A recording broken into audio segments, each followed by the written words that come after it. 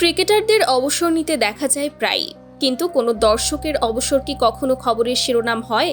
পাকিস্তান ক্রিকেটের সবচেয়ে পরিচিত সমর্থক, চাচা ক্রিকেট নামে পরিচিত আব্দুল জলিল এবার ঘোষণা দিয়েছেন অবসরের।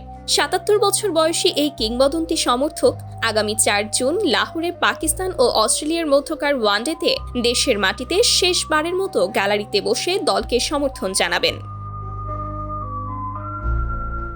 তবে এখানেই শেষ নয়। আগস্ট-সেপ্টেম্বরে ইংল্যান্ড সফরে পাকিস্তানের ৩ টেস্ট ম্যাচে গ্যালারিতে বসে শেষবারের মতো জাতীয় দলের পাশে থাকবেন তিনি।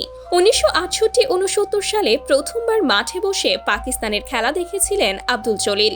এরপর ৮০ ও ৯০-এর দশকে সবুজ কুর্তা আর টুপি পরে পাকিস্তান ক্রিকেটের এক অবিচ্ছেদ্য প্রতীকে পরিণত হন তিনি। ১৯৯৯ বিশ্বকাপ থেকে শুরু করে বিশ্বের বিভিন্ন প্রান্তে ৫০০টিরও বেশি ম্যাচে পাকিস্তানকে সমর্থন দিয়েছেন এই চাচা ক্রিকেট।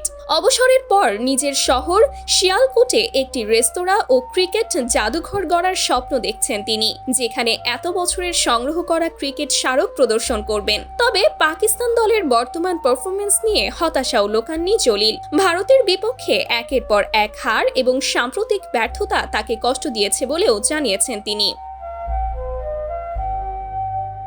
জাভেদ মিয়াঁদাদের ঐতিহাসিক ছক্কা থেকে শুরু করে চ্যাম্পিয়ন্স ট্রফির শিরোপা, পাকিস্তান ক্রিকেটের অসংখ্য স্মৃতির সাক্ষী ছিলেন আব্দুল জলিল। এবার গ্যালারির সেই পরিচিত মুখ বিদায় নিতে চলেছেন, কিন্তু চাচা ক্রিকেট নামটি পাকিস্তান ক্রিকেটের ইতিহাসে চিরকালই রয়ে যাবে এক আবেগ, এক ভালোবাসা আর একনিষ্ঠ সমর্থনের প্রতীক হয়ে। Sumaiya Snigdha, news desk, daily our Bangladesh.